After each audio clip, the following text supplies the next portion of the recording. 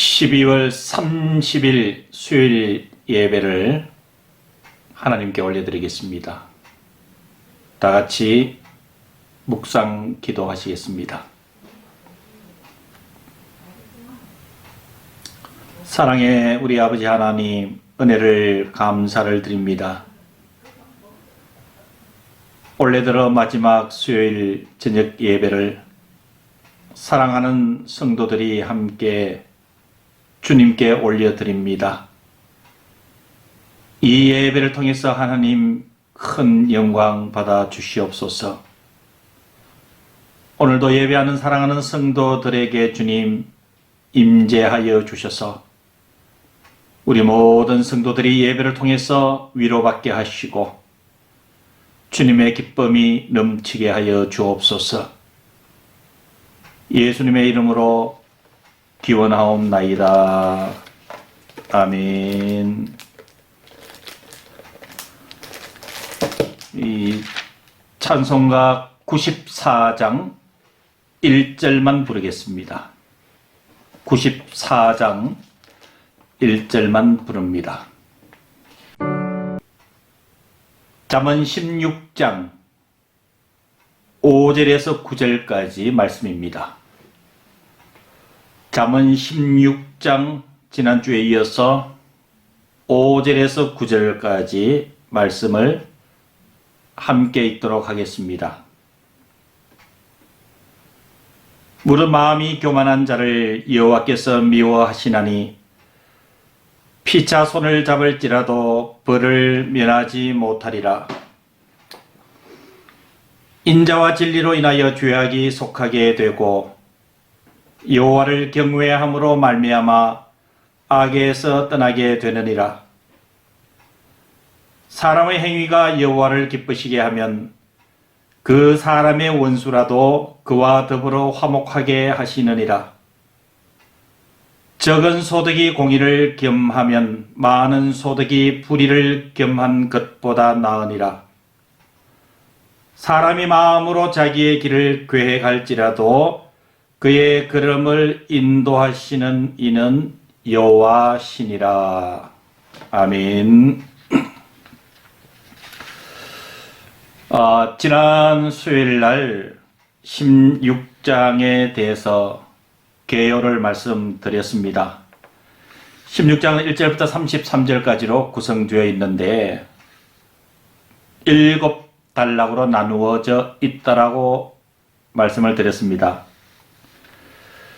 그 첫 번째 단락이 1절부터 9절까지인데 1절에서 9절까지의 주제는 우리 인생의 절대 주권자가 되시는 하나님께 순종해야 된다라는 말씀으로 지난주에 1절에서 4절까지의 말씀을 전해드렸습니다. 오늘은 지난주에 이어서 같은 주제를 가지고 우리 인생의 절대 주권자는 하나님이시다 라는 내용으로 말씀을 전해드리려고 합니다. 오늘 이 본문을 보시면 5절의 교만에 대해서 다시 거론하고 계십니다. 무릇 마음이 교만한 자를 여호와께서 미워하시나니 피차 손을 잡을지라도 벌을 면하지 못하리라.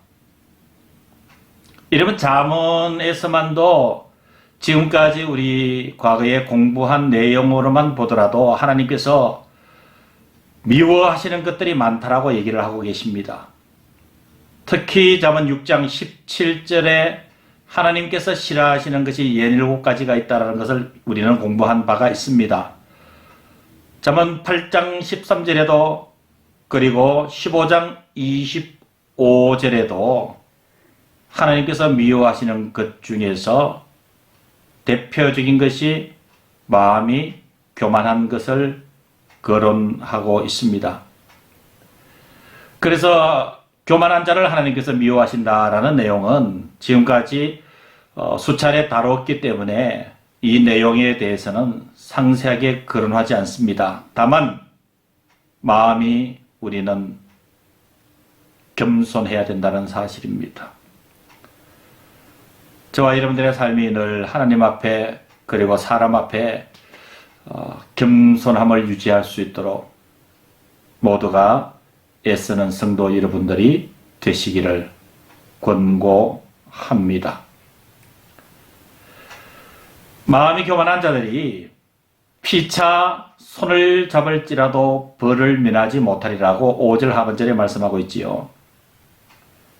교만한 자들의 연합은 어떤 형태이든지 하나님께서 싫어하시는 것이라는 사실입니다. 지금 저와 여러분들이 살아가고 있는 이 시대 속에서 설사 교만한 자들이 세를 규합을 하여서 이 세상을 어떻게 좌지우지하려고 한다 할지라도 하나님은 그것을 그냥 보고 계시지 않는다는 얘기입니다. 심령이 교만한 자들이 피차 손을 잡을지라도 벌을 면하지 못하리라. 하나님께서 교만한 자들의 그 연합을 싫어하신다라는 여러분 하나님의 경고이기도 합니다.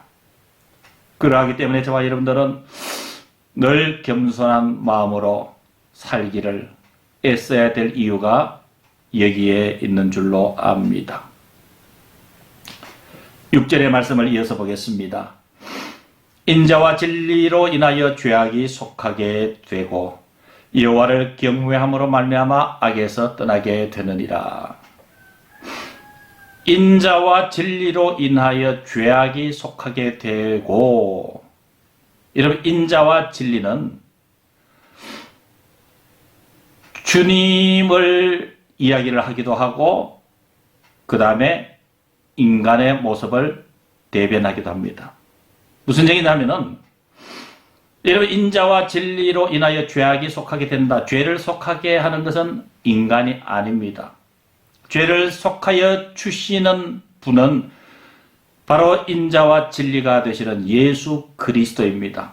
이렇게 대비를 할 때에 인자와 진리로 인하여 예수 그리스도로 인하여 죄악이 속하게 된다라는 이 근본적인 말씀의 논리, 그 이면에는 인자와 진리를 여러분 사람에게도 적용할 수가 있습니다. 어떻게 보면 오늘 6절은 바로 사람의 심성에 대해서 더 적용하고 있다라고 해도 틀림이 없습니다. 그러니까 6절의 말씀을 이렇게도 해석을 할 수 있습니다. 사람이, 그리고 저와 여러분들이 어질고 진실하게 살면은, 진심으로 하나님을 사랑하고 의지하고 살면은 우리의 죄가 속하여진다. 행위로 인한 죄악의 속죄가 아니라 진심으로 하나님을 사랑하면서 예수 그리스도를 구주로 믿으면서 우리가 어질고 진실하게 살면은 여러분 은혜를 입게 된다라는 하나님의 말씀입니다. 그리고 6절에 계속 이어서 이렇게 말씀을 하고 있습니다. 여호와를 경외함으로 말미암아 악에서 떠나게 되느니라. 여러분 저와 여러분들이 살아가는 삶의 목적이 다양합니다. 우리가 호흡하며 살아가는 일상이 이러저러한 목적을 두고 그 목적을 이루기 위해서 우리는 열심히 살아가고 있습니다. 그런데 중요한 것은 우리 믿음의 사람들이 가져야 될 매우 중요한 목적 하나가 악에서 떠나는 것입니다. 세상의 죄악들이 너무도 난무하고 있습니다. 그 죄악들은 다양한 모습으로 입을 벌리고 우리가 그 속으로 들어오기를 원하고 있습니다. 악이 입을 벌리고 있는 그 입 속에는 쾌락이 있습니다. 물질 만능주의가 있습니다. 세속주의가 있습니다. 자기 교만이 있습니다. 이런 것들을 떠나야 되는 것이 우리가 또 하나의 삶의 목적으로 설정되어야 되는 문제인 줄로 압니다. 그런데 우리가 악에서 떠나야 되는 것은 분명하게 알고 있지만은 여러분 악에서 떠나는 일이 어디 만만합니까? 여러분 악의 세력의 배후에는 늘 사단의 손길이 있기 때문에 여러분 그 사단의 손길을 빠져나가고 사단의 손길을 떠나게 되는 일이 여러분 어려울 뿐만이 아니라 그렇지만 우리가 일상에서 일생 동안 도전해 나가야 될 믿음의 자세이기도 한 것입니다. 오늘 하나님께서 잠언 16장 6절 하반절에 악에서 떠날 수 있는 길을 열어주셨으니 그것이 바로 여호와를 경외하는 것이라 라고 말씀하고 있습니다. 이런 말씀을 다시 보시기를 바랍니다. 여호와를 경외함으로 말미암아 악에서 떠나게 되느니라. 이러면 이 말씀이 무슨 뜻일까요? 하나님을 경외한다는 얘기는 거룩한 두려움을 이야기를 합니다. 하나님에 대해서 극한 공포심을 느끼는 것이 아니라 밑도 끝도 없는 하나님에 대한 두려움을 느끼는 것이 아니라 거룩한 두려움이라는 사실입니다. 거룩하신 하나님의 그 존귀하신 위엄 앞에서 우리의 하나님을 생각하면 느껴지는 두려움, 그 두려움은 거룩한 두려움입니다. 믿음으로 느껴지는 거룩한 두려움, 그 두려움이 악에서 떠나게 하는 줄로 압니다. 이 거룩한 두려움은 하나님을 경외하는 것은 하나님과의 관계를 바르게 유지할 때에 하나님께서 우리에게 주시는 믿음의 감성인 줄로 압니다. 늘 하나님과 관계를 바르게 유지하며 사는 그 삶은 순종의 삶입니다.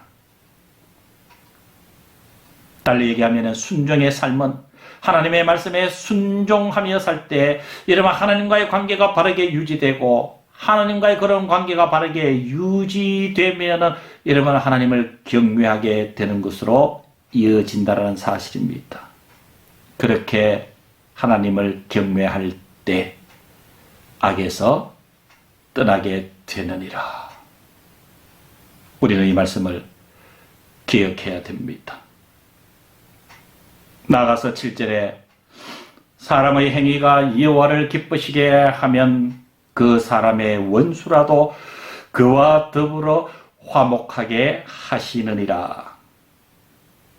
이러면 하나님을 경외하면서 6절의 말씀처럼 하나님과의 관계가 바르게 유지되면은 하나님과 저와 여러분들의 관계가 바르게 설정되면은 여러분 하나님이 기뻐하십니다.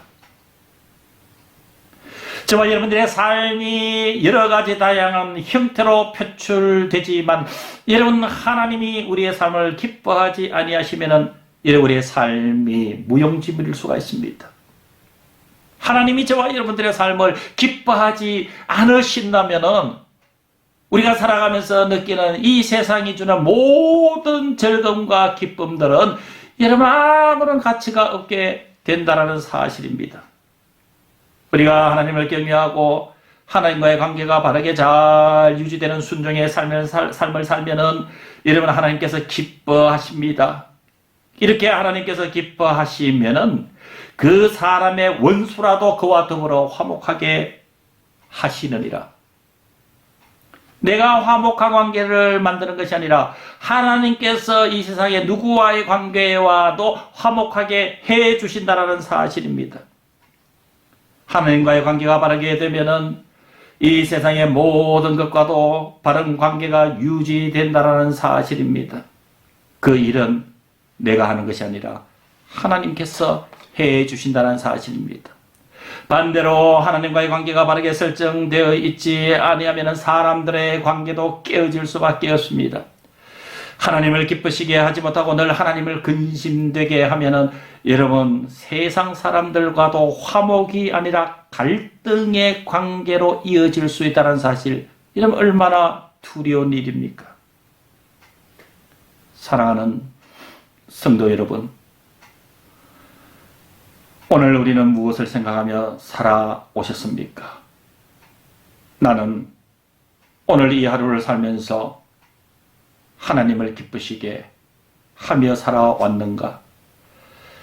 여러분 예배를 드리는 이 저녁에 우리의 마음을 한번 깊이 들여다보는 은혜가 있기를 간절히 원합니다. 이어서 8절로 갑니다. 8절. 적은 소득이 공의를 겸하면 많은 소득이 불의를 겸한 것보다 나으니라. 적게 벌어도 의롭게 살면은 하나님께서 그 삶을 더 가치 있게 인정해 주신다는 사실입니다. 여러분, 실제로 이 말씀은 우리가 부인하고 싶어 하는 말씀 중에 하나입니다. 가난하게 살기 싫습니다. 늘 물질에 쪼달림을 당해서 허우적거리며 살고 싶지 않는 것 사실입니다. 가능하면은 물질의 풍요로움 속에서 살고 싶습니다. 가능하면은 물질에 대한 풍요 속에서 살고 싶습니다. 그런데 오늘 성경은 적은 소득이라 할지라도 공의를 겸하면은 많은 소득이 불의를 겸한 것보다 나으니라고 말씀해 주셨습니다. 여러분, 잠언을 공부하면서 수차 말씀드렸습니다만은 하나님은 잠언에서 A와 B에 대한 이 비교를 많이 설명을 하는 내용들이 많습니다. 그러니까 하나님의 말씀이 뭐냐면은 A를 B보다 낮게 여긴다 이 말입니다. 이 A는 뭡니까? 적게 벌어도 의롭게 살고, 바꾸어 얘기하면은 의롭게 살다 보니까 많은 소득보다 소득이 적을지라도 이것이 B보다 낫다는 얘기입니다. 그 B는 뭡니까? 많이 버는데 많은 소득이 불의를 겸한 것보다 그보다 낫다는 얘기예요. 부정하게 많은 재물을 모아서 떵떵거리며 사는 것보다 낫다라는 사실입니다. 사랑하는 성도 여러분, 저와 여러분들은 하나님께서 낮게 여기시는 그것, 곧 적게 벌어도 의롭게 사는 그것을 택하고 살아가고 있습니까? 아니면은 어떤 방법이든지 나는 부자가 되어 재물을 모아서 떵떵거리며 사는 것이 좋다라고 생각합니까? 하나님이 무엇을 낮게 여길까요? 저와 여러분들의 삶의 원리를 하나님께서 좋아하실까요? 이 말씀의 질문 앞에 우리는 우리의 삶의 양식을 살펴봐야 되는 줄로 압니다. 오늘 마지막 절 9절의 말씀입니다. 사람이 마음으로 자기의 길을 계획할지라도 그의 걸음을 인도하시는 이는 여호와시니라. 여러분, 그렇습니다. 우리가 적게 벌어도 의롭게 사는 것이 나은 것이, 그리고 부정하게 많은 재물을 모아 떵떵거리며 사는 것이 잘못된 것이라는 그 하나님의 말씀의 근거가 바로 9절입니다. 사람이 넓게는 이 세상에 존재하는 모든 피조물이, 좁게는 오늘 말씀을 대하는 저와 여러분들이 마음으로 우리의 삶을 계획할지라도, 내가 이렇게 내 인생에 대해서 계획하고 설계하고 그 길을 나간다 할지라도 그 걸음을 인도하시는 분은 여호와시라. 여러분이 이 말씀을 믿고 살고 계십니까? 혹시 하나님께서 이렇게 말씀해 주셨지만은 살다 보면은 그게 아닐 경우가 있다라고 변명하고 있지는 않습니까? 우리는 이 하나님의 말씀을 절대적인 신뢰를 가지고 받아야 되는 줄로 믿습니다. 내가 생각하고 내가 계획하는 길 성실하게 땀 흘려 가기만 하면은 모든 결과는 내 손에 주어진다라고 생각하고 있다라면은 우리는 생각의 방향을 바꿔야 됩니다. 열심히 일하고 성실하게 땀 흘려 일하되 인생의 주권을 잡고 있는 분은 하나님이라는 사실을 잊어서는 안 되는 줄로 믿습니다. 인생의 주권을 잡고 있는 분은 하나님께 있다라는 또 다른 표현이, 사람이 마음으로 자기의 길을 계획할지라도 그 걸음을 인도하시는 이는 여호와시니라 라는 말씀입니다. 이 말씀을 생각하면서 우리가 이 한 해 열심히 달려왔습니다. 이제 이 한 해를 마무리하고 새로운 한 해 2021년을 맞이해야 됩니다. 우리는 또 계획을 세워야 됩니다. 그리고 열심히 살아야 됩니다. 그러나 우리가 가야 될 우리의 미래의 길은 하나님께서 인도해 주실 것을 믿습니다.